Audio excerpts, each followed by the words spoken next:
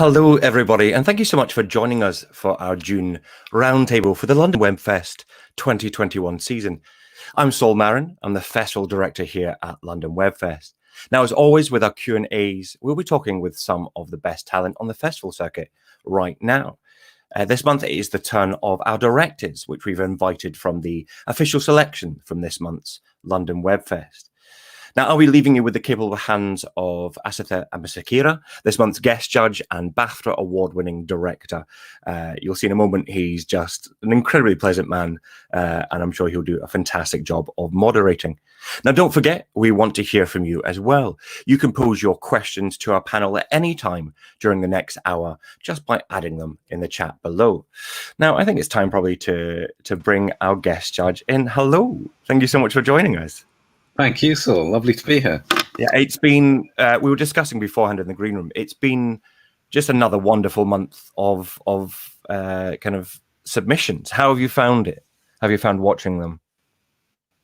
It's just amazing. It's like diving into a swimming pool with loads of fish in it, and like an aquarium. It's just, I love short films, especially watching so many at a time, because really it stretches my imagination, it breaks my expectations, and it just makes me think about so much. And I hardly sleep the night after I've watched all this stuff, because my mind's just going. I'm glad you've said that, because it is. You mean there's so much creativity and there's so much unique ideas that just flick from one to the other. Though you can be watching, in the case of Kate, who's with us tonight, a zombie western, and then the next thing you're watching a kind of like a Victorian piece, and it just, you never know what's coming next. And I watch these, the submissions, and then my brain just continues to whir. I'm so glad I'm not the only one who's been affected by it. Now, as I mentioned before, you are yourself a filmmaker, a BAFTA award winner, which is, congratulations, amazing work. I've seen your work, and rightfully so.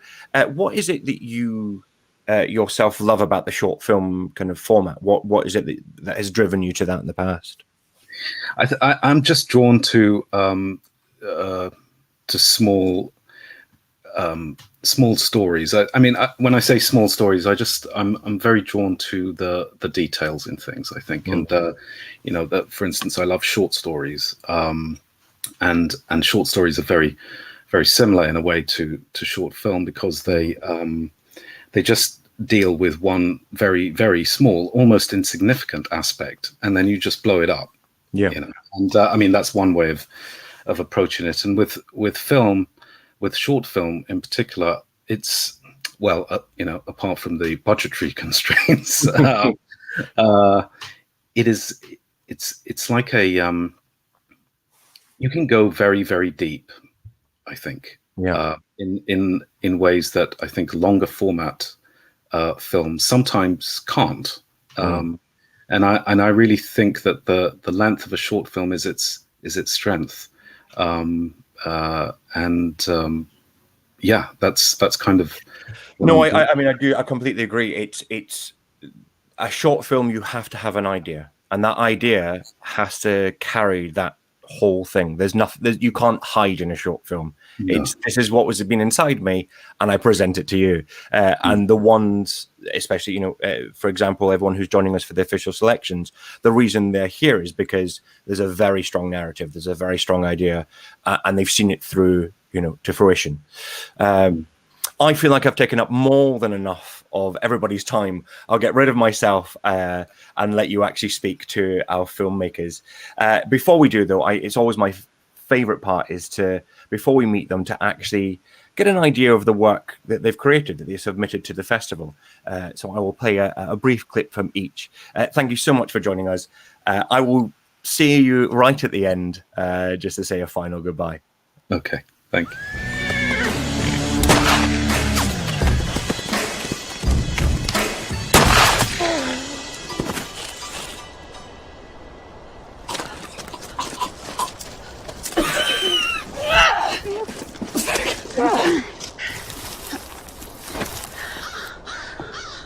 Clara? Cut her loose!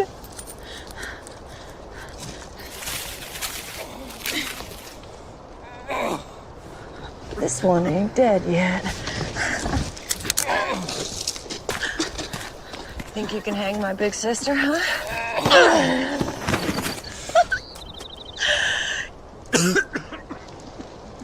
You see, there are two types of people in this world, my friend. Those who are alive and those who are dead. Well, I'm alive and you're dead. You like, girl, tell me what you like. Could I take you out for some time?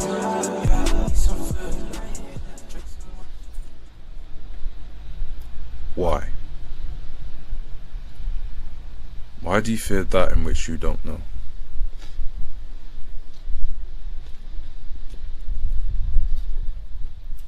Weaponizing our skin, we're subjected to hate when all we do is love. Manipulating our truths that bear your lives.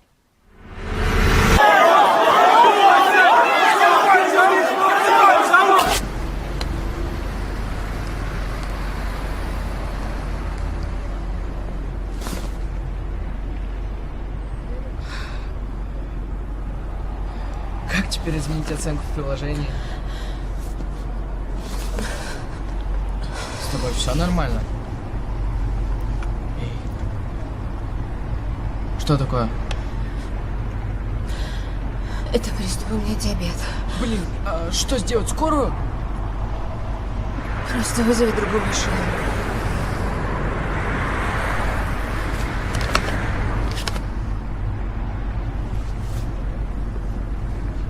Только не плачь, ладно? Так, все, я вызываю другую машину. Зачем? Какой адрес? Мне ты нравишься. Как можно вообще вот здесь вот так работать, если тебе плохо? Home was a safe place, but the outside world has a way of finding its way in.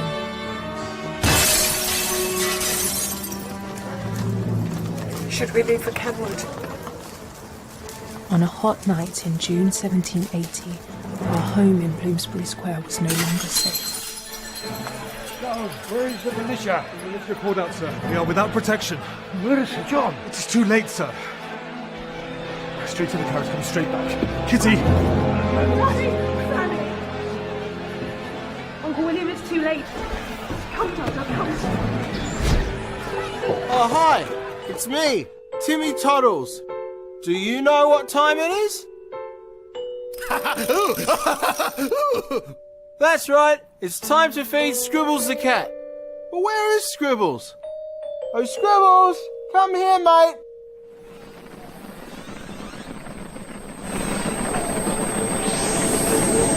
Ha ha ha! Scribbles sure likes his food.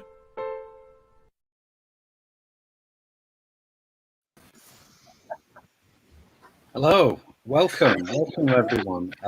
I assume from every corner of the world to the London Webfest's Directors Roundtable. I'm really honoured and excited to present 5 bold and talented filmmakers to you, all of whom have official selections in the festival. So I was wondering if we could just go around the table and you could introduce yourself, say a little bit about the film that's been selected as well. Perhaps start with Rojal. Okay. Hi, my name's Rojal. My film's titled Why. It's my first short film, and it's about challenging racism in Britain. Penny? Hi, yes, my film is set in the 18th century and bizarrely in its way also about challenging racism in Britain, but in the 18th century. And it's a fantastic story about the illegitimate mixed race great niece of the then Lord Chief Justice, if you like, who was brought up in his household, and he was the man who started to make slavery illegal in Britain and started the whole process of slavery being abolished. So it's a very, very big story in a very short film. And it's my first short film, although I have been a director for, well, 25 years, but always in television, and I've never made a short film before.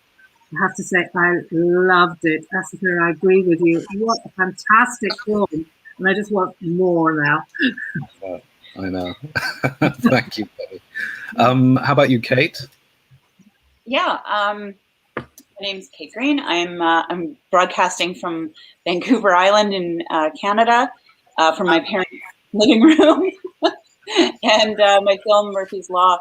It actually came from a personal place for me. A very close family member of mine was dealing with some mental health issues, and my husband and I kind of came to a point where we couldn't help anymore. We had done as much as we could, and it breaks your heart when you get to that point. But as many people who are caretakers or have had family members that have gone through these situations, eventually you do all you can do, and eventually you can't do anymore.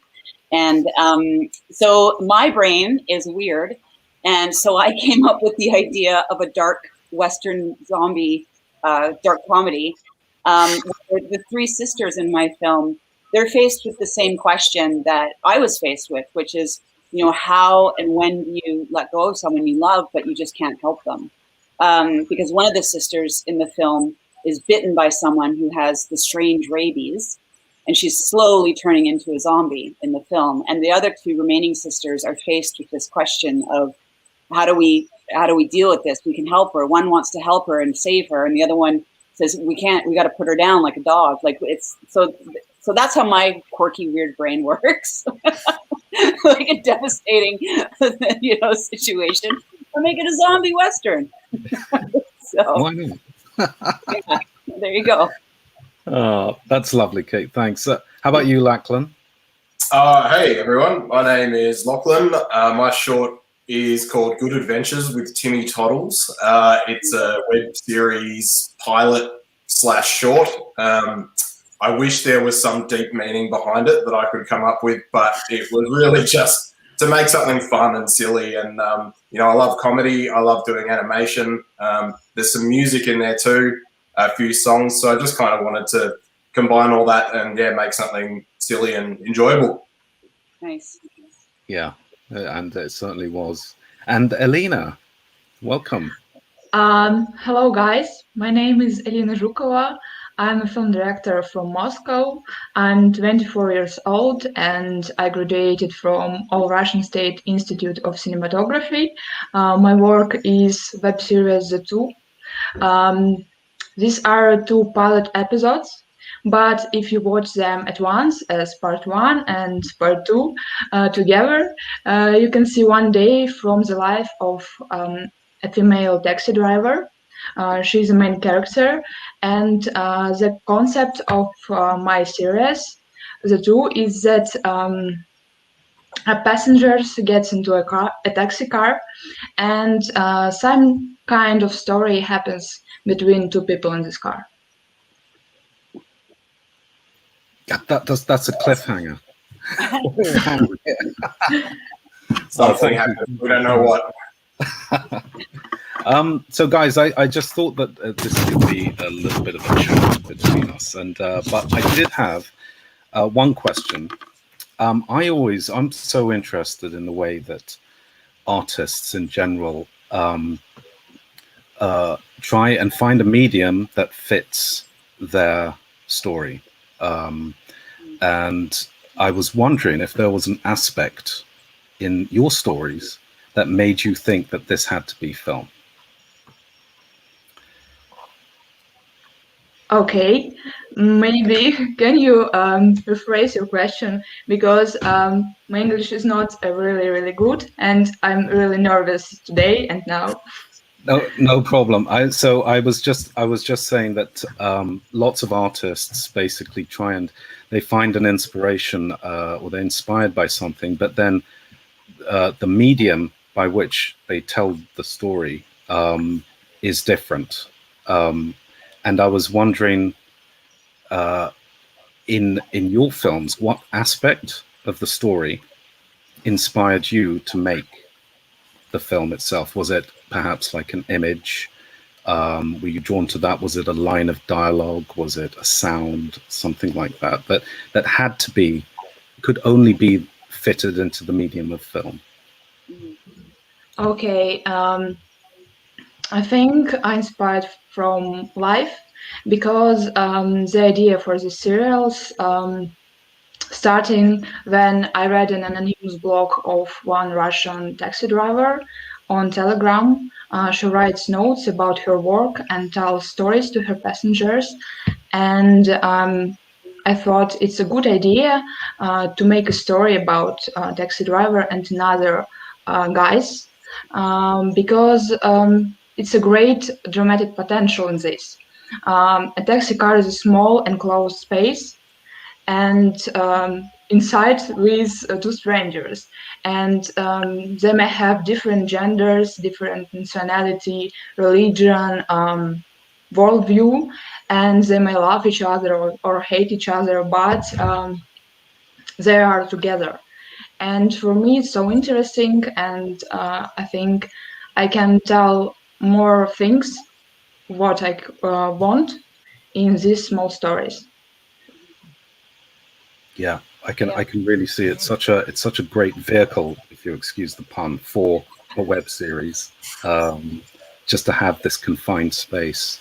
Yeah. I'd say I was probably the opposite because my inspiration, I mean, I love Westerns, but the idea of I wanted them traveling and I wanted these big landscape shots and all of that. Of course, time and money and the weather were not cooperating at all. But yeah, for me, it was like, I wanted to cinematically tell that story as well. And then, of course, when it came down to their, conflict, dramatic conflict, I wanted them in a tight cabin and confined space.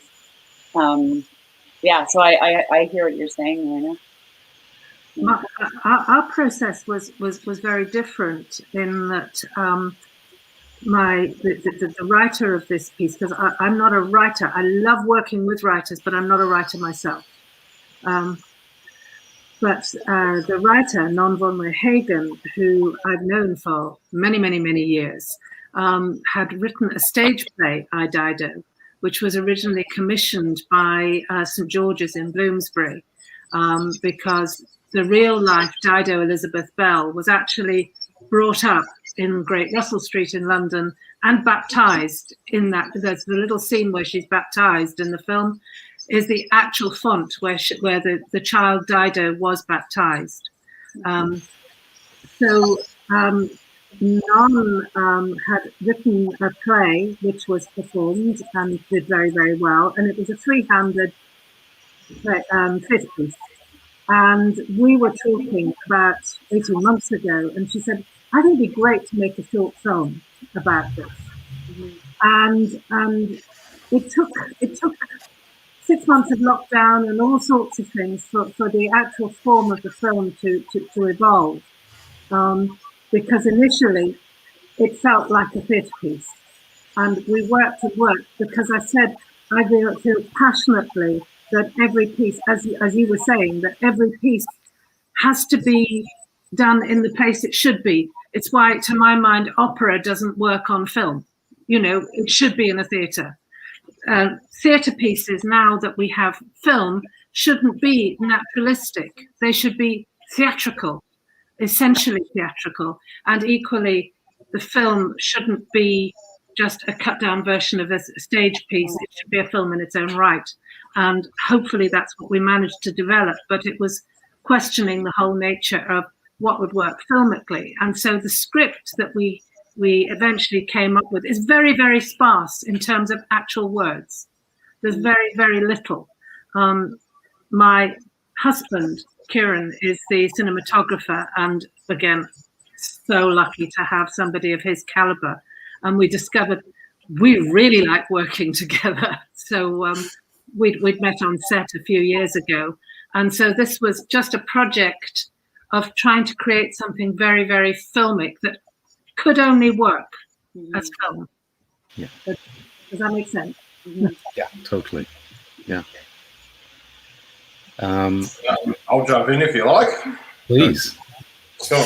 I guess for me it's a weird thing. So there's a lot of stuff online on YouTube, like a lot of I guess animators who make things from home, and I really like a lot of their material. And a lot of it doesn't follow kind of conventional storytelling. You know, you're sort of taught, if you've ever studied film, that everything has to be a certain way, but a lot of the stuff online doesn't, but it's still, you know, popular and funny and enjoyable. So I just wanted to make something that I would want to watch, and I thought it doesn't matter, it can be whatever I want it to be, and just sort of to see if it works and if it was any good. And it kind of turned out exactly how I thought it would. So that made me really happy, and hopefully it comes across, because I think when you make something genuine that you like yourself, it comes across when others are watching it, and it makes for a better story.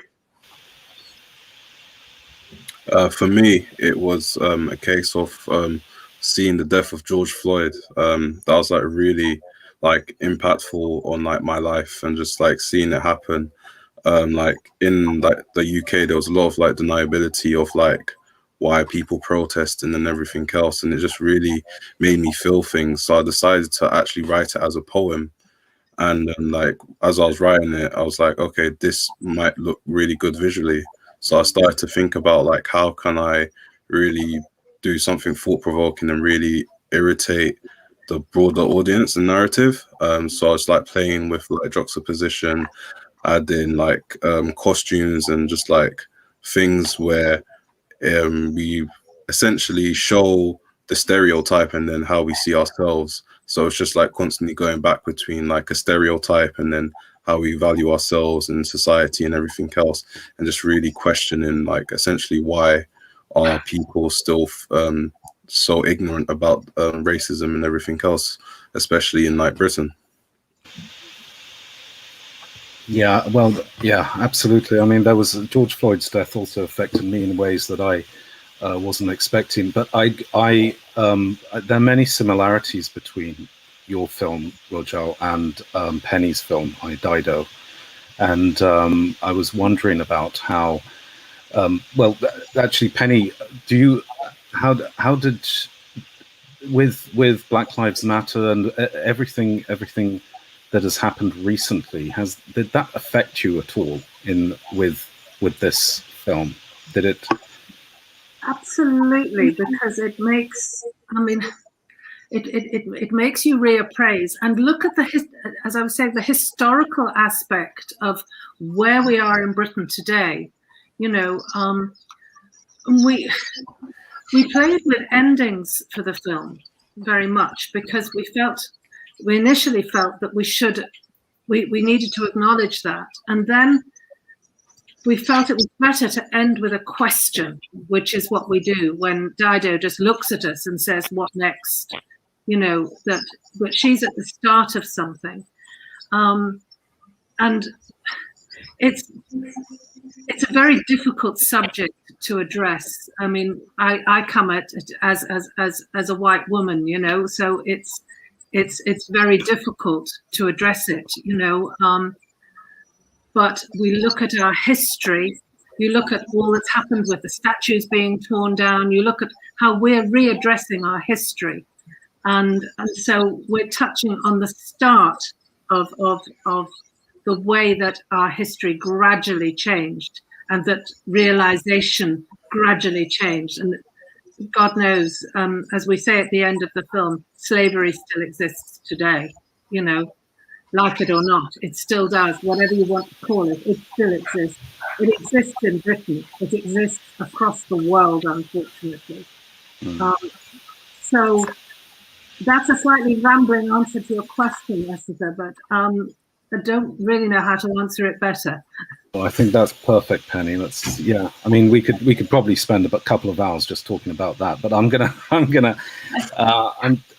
make it ask you another question that which is a bit more general, and I often I think about when people are just starting out in directing specifically, and I want to ask you if you thought that someone who has no experience of a camera or lens or any technical ability at all, can they direct film?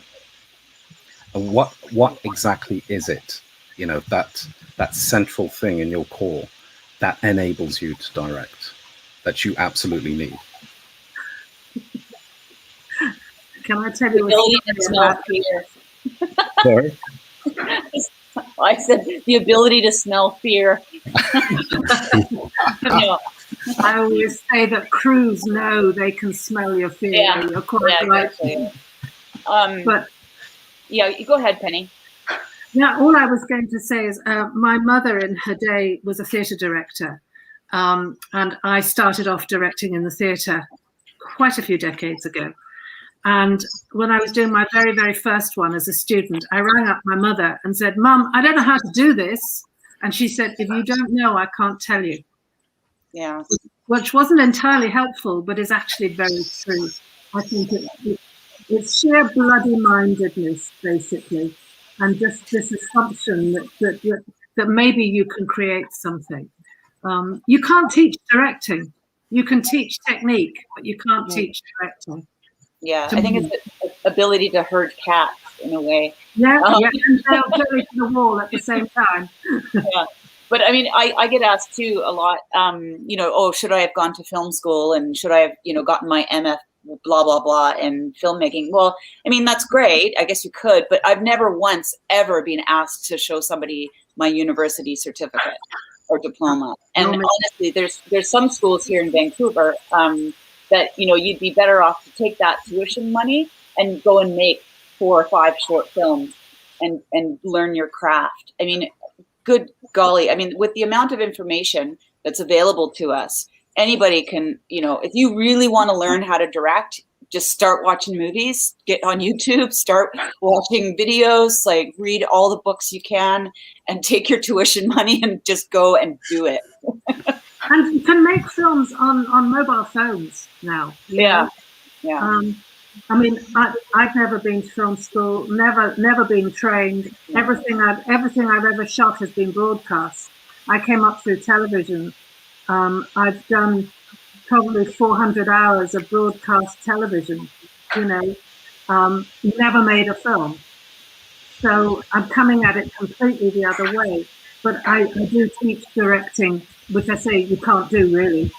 But you just have to do it. And you learn on the job and you learn what works. I learned more I was a first AD for a while. I learned more in half a day in an edit suite than I did in 4 years running a floor, because you learn what works and how to make it work, how to work with actors, which is the most fundamental thing if you're doing drama. Can I ask a question? I saw somebody made a comment about these films were made during a pandemic. Can I ask the others, like, when did you make your films? And was it during the pandemic? Yeah, there it is. Somebody said produced during the pandemic. Yeah. I made mine in April. So just as like lockdown was easing, but there were still little restrictions throughout. So it's just like you could only have a certain amount of people in the studio. Make sure they were COVID tested and filling out the forms and everything else. So it was just like trying to make sure everyone did it on time so that we could produce what we needed to produce. Yeah, we did ours at the end of October last year, and we got into it. I mean, yes, there were restrictions. London was still at level 3. We did it. We had a COVID officer. We did it with all the restrictions. We had what we called the sanitizer goblin who came round between every single take. And the doors of lockdown were clanging as we left London. Behind us. We just got it in.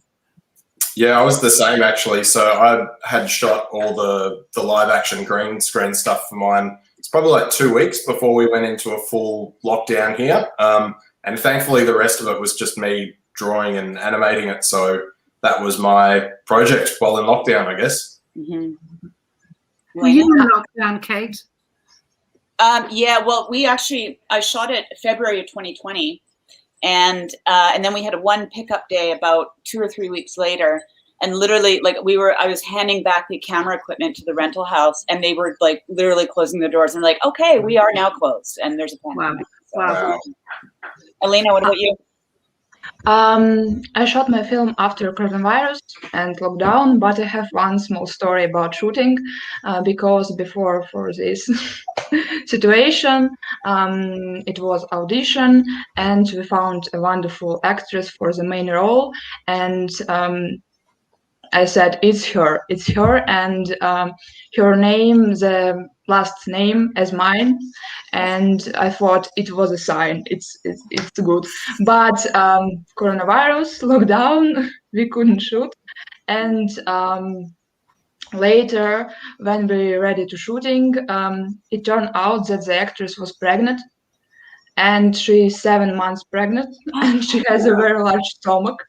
And we have one romantic stories with one guy, and I thought, oh my god, but I really wanted to shoot her, and so I had to sacrifice some angels, and you can see this. But yes, sometimes coronavirus gets surprise for you and your directing visions. We actually we were due to shoot it in March 2020, and we all know what happened in March. So we were delayed by 6 months, and actually the 6 months did us a huge favor. That because we'd all been working flat out on other projects, so the 6 months lockdown was fantastic in terms of just letting something percolate and think about it, and it developed enormously in that 6 months. So I'm really glad we had that delay. Do you feel like it was like beneficial to actually have that time to just like reevaluate the project? Absolutely. And shot fights and everything else? Yeah, absolutely. It changed enormously in that 6 months, as we had the time to interrogate everything. Every line got interrogated, every scene. Do we need this? What are we going to do? And it just got better and better. I think it's really interesting that the constraints that the pandemic placed on us as filmmakers, there's so many learnings that we can take, so many positives that we can take simply when we think about the process of making a film. And as you said, Penny, just analyzing every single line, figuring out if this is needed, if it's not needed. So are you guys going to use what you've learned from the pandemic? Hopefully we'll be out of it soon, but in your future projects? Absolutely. Yeah. Yeah, I would say, I also shot second season of my web series too in August of last year. So right kind of after we did the first lockdown, and then there was a little bit of opening, and then there's second lockdown. So it was like in that sweet spot. But we were dealing with COVID, and it does change some of your creative sometimes. I had soldiers that are supposed to come in and do fight scenes, and actors that are supposed to be, and all of a sudden I'm like, okay, well, how can we get masks on these? Okay, let's put the balaclavas on them. A scene with two actors in a car, in a confined space. Okay, we don't want them, that close to each other. How do we do this? Okay, they get a flat tire. They're on the side of the road now, and the scene takes place. So it kind of has made you be a lot more creative in how do you kind of work. I love it. It's a bit of a jigsaw puzzle, right? Trying to figure it out and still tell you. Right? Did you have to get creative with some of your angles, Kate, to just hide the fact that they were 1 or 2 meters apart? Yeah, for sure. Yeah. I'm shooting a lot of. I'm shooting in Dublin at the moment, and we are strictly under the 2 meter rule. And as you say, lengthening the lens. Never the twain shall meet, but you have to make it look as though they're close together. Getting very creative with blocking so that it looks quite natural that they're apart, even though they theoretically live in the same household. I can't imagine what it will be like when people are actually allowed to touch again. For me, I used the this whole pandemic to actually practice what I wanted to do for the final film. So I just used smaller projects to just figure out composition, placement of people, things, just to make sure it felt right when we went into actual filming it. We were the opposite, where everyone was like, okay, we don't fear COVID no more, so they wanted to just touch each other. So it was just okay, fair enough, but if something happens, it's on you and it's not my fault. like I was grateful that they were willing to actually just like be close to each other and intimate like that. But overall, the creativity was just like it benefited me in a long way. So like when I go into a next project, I know that I can do these smaller projects to feel the grand scheme of things. Oh, cool. There's a comment from John Gray. It'll be interesting to see how the films produced during the pandemic are seen collectively in a few years. Yeah, will there be commonalities that aren't just about the practical pandemic limits, but are more intrinsic to the themes and ideas of the project? Well, I guess none is everyone's project here. It seems like they had either thought of it pre-pandemic or it didn't stop them from telling the story they wanted to. Would anyone agree or disagree with that? Yeah, I mean, like I said, we were lucky. Like we shot it, and then the doors closed right afterwards. So I spent post during the first lockdown. Yeah, I mean, I was able to shoot it the way I wanted to because we just took all the precautions. You know, we were super careful. We adhered to all the film industry regulations, and we still managed to shoot it the way. So as you say, it was conceived pre-pandemic. So yeah. Mine was during the pandemic, so it's just like I wrote it during the pandemic. Then we came out briefly for a month or so, went back in, and then it allowed me to just like develop it further, and then shoot it towards the latter end of like the easing, around like April, May times. Yeah. So really, our themes hadn't really been affected, have they, from any of us? We're all, as you said, it's all conceived prior to that. So I wonder what John Gray means by the commonality of themes, because I get the feeling, I mean, just looking at my own viewership, I'm kind of turned off by the whole notion of pandemic lockdown. I don't want to see it on the screen. Yeah. You know, we've all been looking at our walls for the last year. I just don't want to look at somebody else's walls for all that time. I've been watching that Sweet Tooth on Netflix, and I'm having a hard time with it because it's like all about the outbreak and I think we're going to get loads of films like that for a few years, just like social distancing, like the end of the world, like unnecessary catastrophe and everything else. It's just like we can go back to just doing like proper storytelling as opposed to just like exaggerating. Well, not exaggerating, but just like always just like reaffirming the situation. Or good adventures, like just make us laugh and have fun. Exactly. I have you noticed how much more color there is in everything? That I know personally. I mean, I've never worn red before. I was always a girl in black, and suddenly I'm buying pink. I put purple in my hair. Yeah. That positivity. I never would have put purple in my hair. Yeah, I mean, we need color. You know, we need color and energy and life, and we've all been locked down for so long, and life has been pretty grey, really, for the whole world. Yeah. Yeah, we need more series. No, go on. All right, Joe, you go. Oh, so, I feel like we need like more stuff like Tiger King. Like that was just something where everyone just like united, just sitting on social media, just like having a laugh, enjoying like the craziness. It's like I feel like we definitely need like more of that. Well, not that story, but just like something that just brings people together and just like unify us. God, the producer in me is like, oh, if you could only find me another character like Tiger King. Sold. Yeah. Can I ask another question? Oh, sorry, I'm hijacked. No, you go ahead. No, please, Kate, go ahead. Okay. Well, I was going to ask. I'd like to know, Alina, and everyone else, like, how did you fund your films? Like, how did it come about? Alina, when do you start? When do you go? About what? Sorry. How did you fund your film?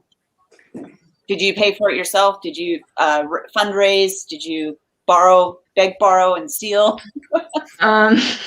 For all, because some money I can for my university, because I had some techniques at my university, and my monies too. And some guys like, oh, it's a good idea. I really like this script. It's a good script, and I want to shoot. And yes, like this, I think it's common. Yeah, cool. Anyone else? I didn't have a lot to pay for, thankfully. I was really lucky that someone, Hayden Bevis, who I collaborate a lot with making other sort of comedy videos, was kind enough to shoot it for me and to provide his studio. So yeah, and I did the animation and music and stuff myself. So thankfully not a lot to pay for, but yeah, it was out of my own pocket, whatever I did pay for. Mm. For me, it was self-funded and just like loads of favors and just like collaborating. So it was a case of, okay, if you help me with my project, I'll definitely help you with your project. So it's like my director of photography, he's got a documentary, and I said, no problem, I'll direct it and put it together. Same with like the photographers and the talent and the models, they were all willing to help. And I told them this situation. I was like, you'll be provided with food, drinks, all of that.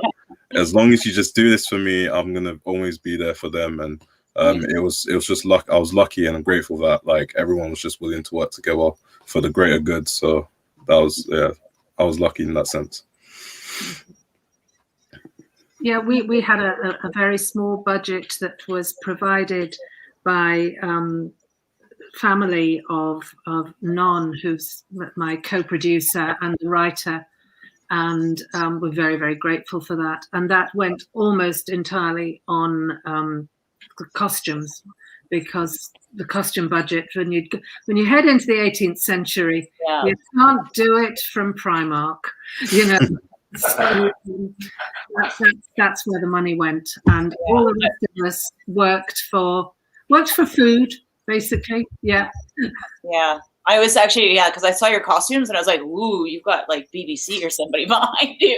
Well, no, we didn't have. We had a wonderful, wonderful costume designer. She's young, Eve Oakley. She's absolutely brilliant, and she worked so hard. She worked so hard and produced this wonderful palette of costumes that we did within budget, you know. But that's where the money had to go. St. George's, we filmed almost entirely in St. George's Church in Bloomsbury. All the domestics, apart from after the riot, we go into another location.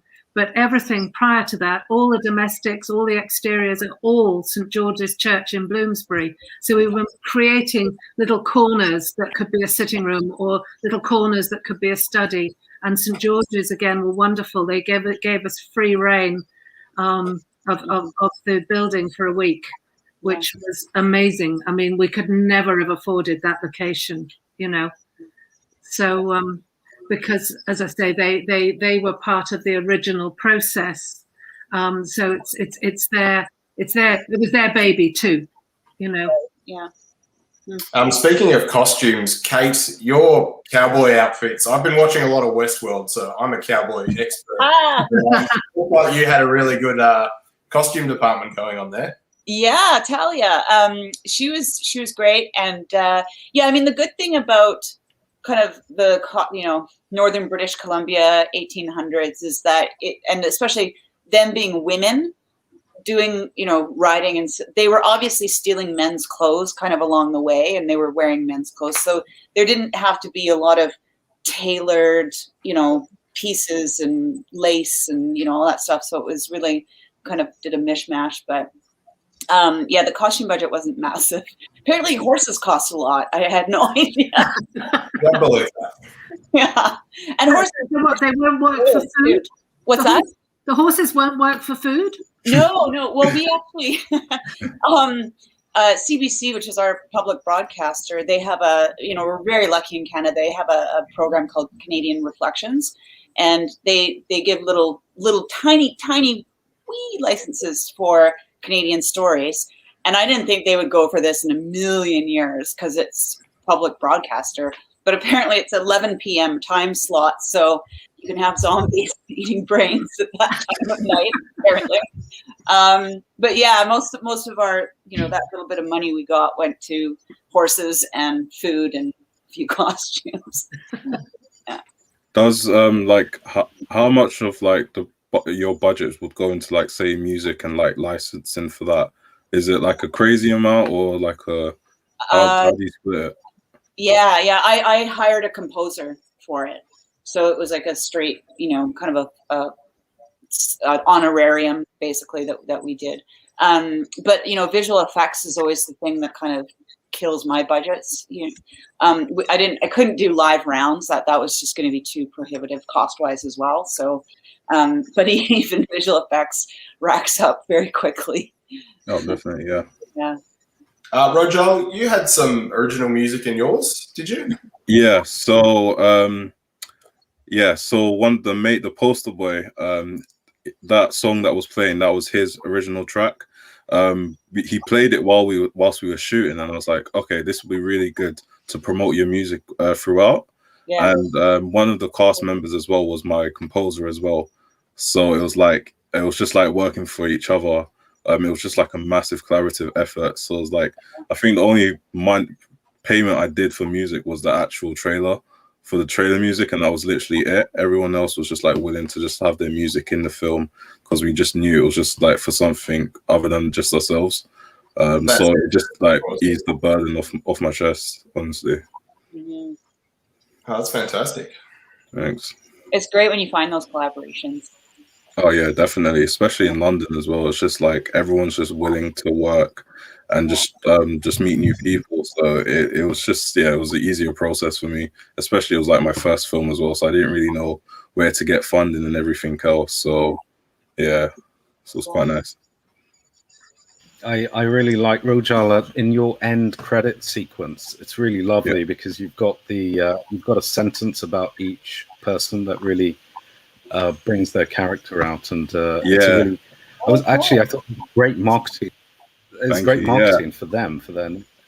Yeah, for what what I wanted to do was just make sure everyone got their recognition for what they did, because the film is just about like racial and diversity. I wanted to make sure that we showed everyone's where their heritage from, but they're still British as well. So I wanted to also like incorporate that, their name, where they're from, and like something they're proud of. And there's loads of talented people, like they've been in like Vogue, ID, all these like famous magazines. I just wanted to make sure that they were proud of, they could showcase what they're proud of, and like they're just not a stereotype. And it's just like gone throughout the whole branding, like through the website. It shows their personality as well. That's so cool. Thanks. There was a live question that came up, which was quite interesting. I thought, which was, I think it's, what are the disadvantages and advantages of? Oh, thank you. Is it an advantage or disadvantage to be a writer-director as opposed to working with a writer? Now that's from Non, who's my writer on the film. So, I'm not going to answer that one because I love working with Non, and she's fantastic. So.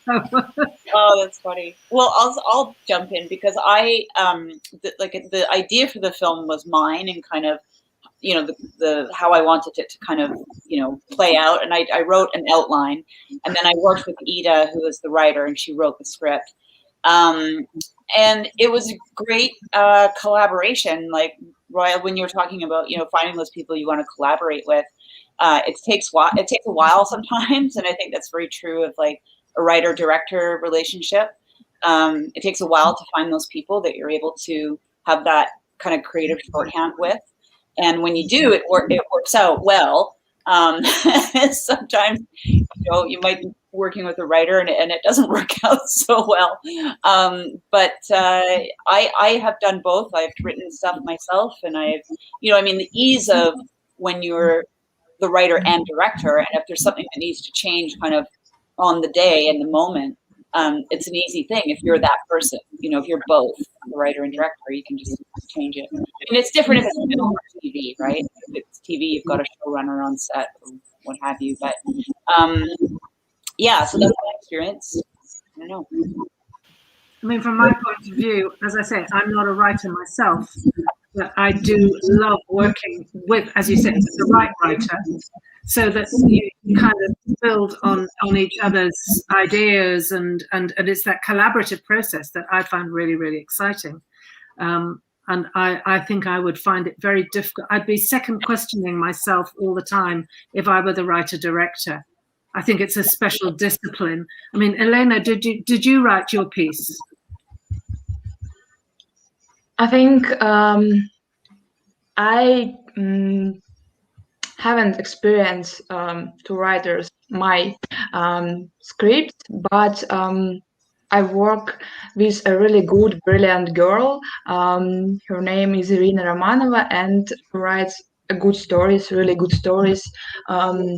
And I think it's really cool when you have your special dream team and you understand together, you can work together, and you think in one side.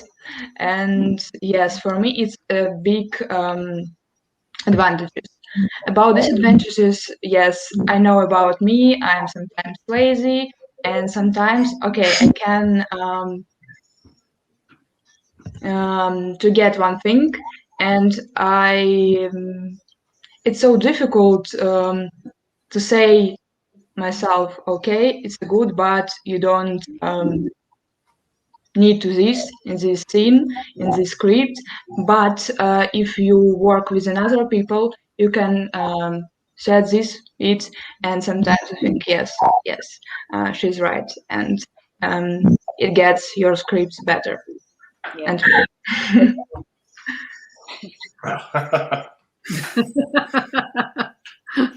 it was that's great. I don't know how you feel, but I think writing and directing can be quite lonely sometimes. I mean, apart from the millions of characters who are talking in your head.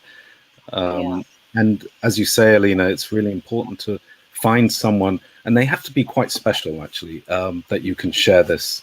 You can share this with, and it's and sometimes it's quite hard. But I've been writing I've just started co-writing with someone, and it's just amazing because when you find someone like that, the burden is suddenly cut in half in a way. I don't know how you guys feel. Try things out on each other and say, what if we did this, or what if we did that? And Elena, as you say, it's really hard to have that debate with yourself because you might not give yourself the right answer. Yeah, definitely. For me, my one was such like a personal story, so I was like, I kind of used the writing as like therapy to just like really just express like myself. So it was like something where I was like, I wanted someone else to write it, but at the same time, it needed to come from my perspective, and it was just like a weight off my chest, like especially like after I seen it and like visually, and it's like, okay, there's less pressure on me. There's weights off my chest now, so I know that I'm able to just like free myself to just like let people in and just like find a way to have other writers to do it. A question I did have for everyone was like, how do you find like someone to collaborate and write your films? Is it just like through mutual friends or Craigslist?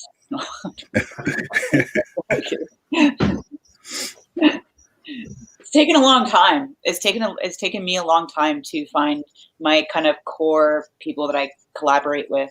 And it's been, there's been trial and error. There's been some good experiences and some really rough ones along the way, as I'm sure, all of us in our careers will experience. Sometimes you click, sometimes you don't. But yeah, it's a really special thing. I mean, you look at other filmmakers like Tarantino, it's like he's got the same costume designer, some of the same actors in his film. Like, it's like when you find those people that are, get you and are your jam, got to hold on to them. Yeah, I definitely agree with that. Like, for Good Adventures, that was mostly a solo endeavor. I did still bounce some ideas off people I trusted and the people that I do usually collaborate with. Because I have tried sometimes, working with different people, and you can tell pretty quickly if the chemistry is not right. So I don't know, maybe it's a bad habit, but I do sort of stick with the same sort of group usually when writing or creating something. Yeah. Well, We've got another question here live. What is the best piece of advice each of you have for a beginner director?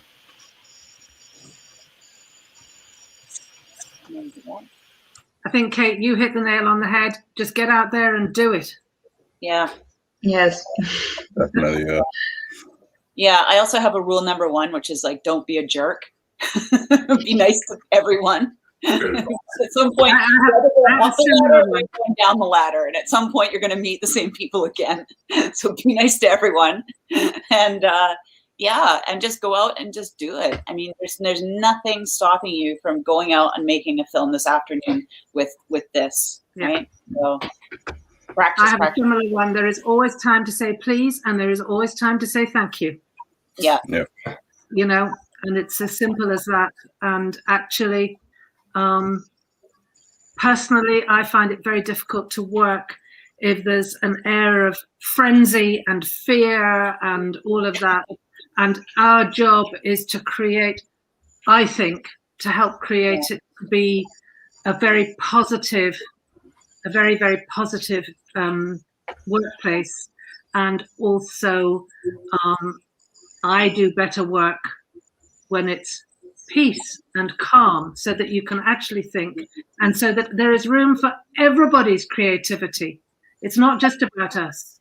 It's about the creativity of every single person, from the runner right up to the producer. We're all in the business because we're creative. So I suppose the best advice is there has to be your voice as a director, but if you're a baby director, humility goes a long way.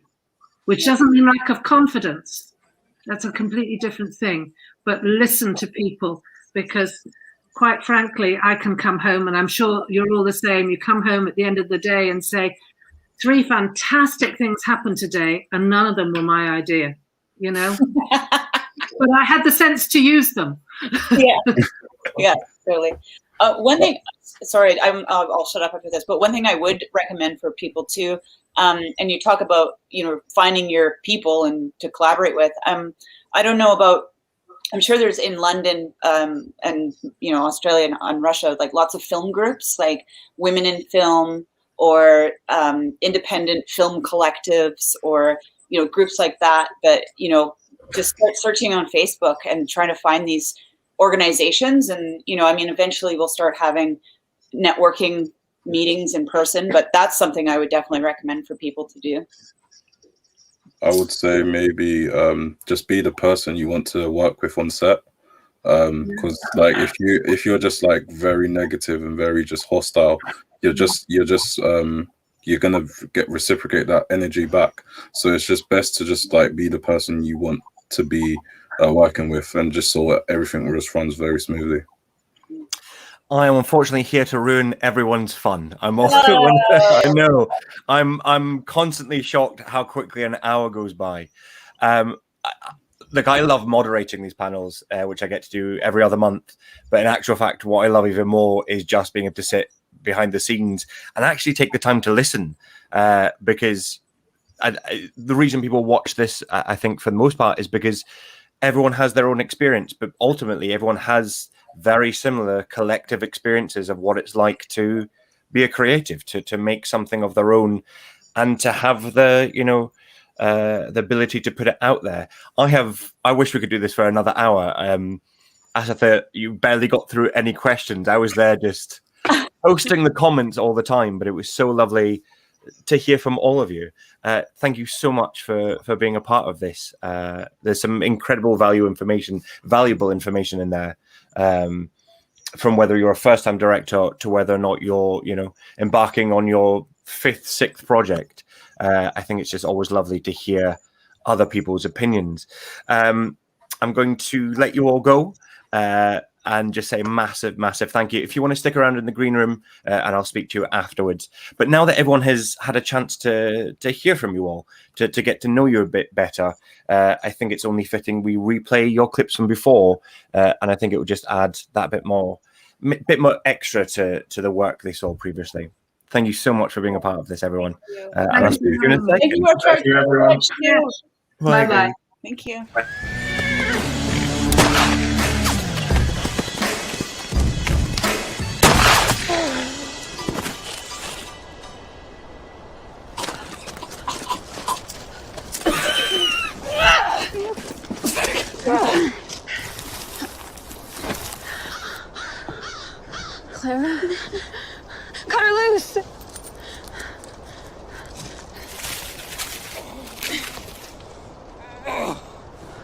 This one ain't dead yet. Think you can hang my big sister, huh?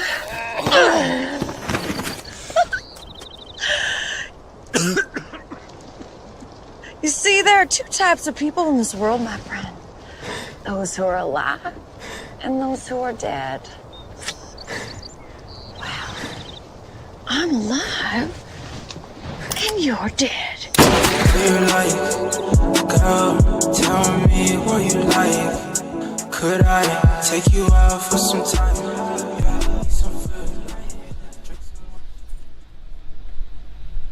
Why? Why do you fear that in which you don't know?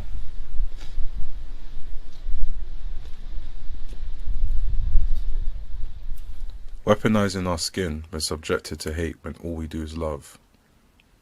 Manipulating our truths that bear your lives.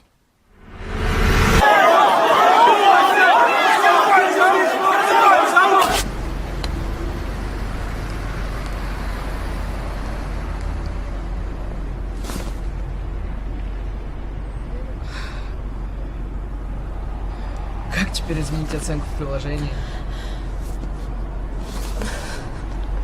С тобой все нормально? Эй. Что такое? Это приступ, у меня диабет. Блин, а что сделать? Скорую? Просто вызови другую машину.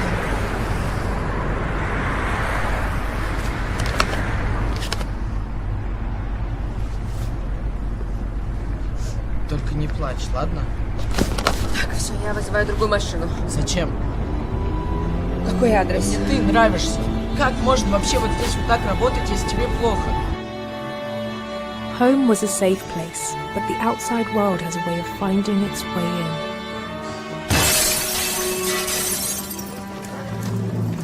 Should we leave for Kenwood?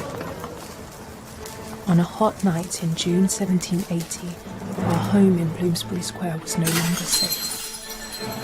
Charles, where is the militia? The militia called out, sir. We are without protection. Where is Sir John? It is too late, sir. Straight to the carriage, come straight back. Kitty! Daddy! Sammy! Uncle William, it's too late. Come, Dad, come. Oh, hi! It's me, Timmy Toddles. Do you know what time it is? That's right, it's time to feed Scribbles the cat. But where is Scribbles? Oh, Scribbles, come here, mate.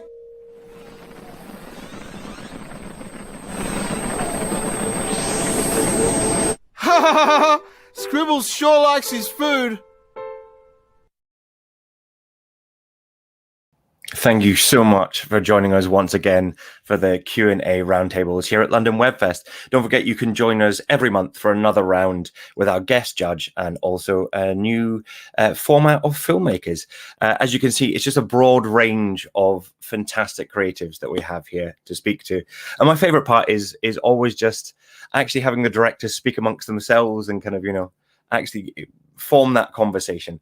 Don't forget, if you are a filmmaker yourselves, then our entries are open at londonwebfest.co.uk. You can see our May winners this weekend over the next 2 days at Eventive, and all the winners' films will be playing for the next 48 hours. Thank you so much for joining us, and we hope to see you again next month. Until then, take care.